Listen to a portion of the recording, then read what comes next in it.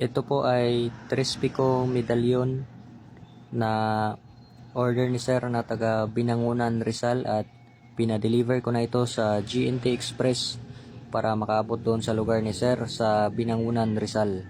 Maaring magantay na lang siya ng 1 to 7 days or more para makaabot na ito sa kanila. So nagagamit ito bilang pangkalatang proteksyon sa lahat ng klaseng malalang aksidente na maaaring ikamatay.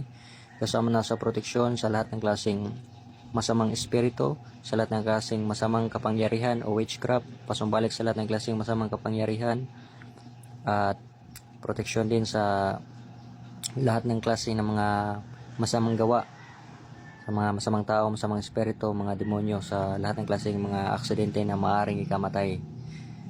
At isusot na ito palagi, dadalhin lang palagi, tapos na itong madasalan, at meron itong kasama na panlagay sa wallet for self-protection, nagagamit sa pagdating ng panahon ng gera. So ingatan lang niya yun. Additional guide sa paggamit nito, isasend ko lang sa kanya kapag hawak na niya ito.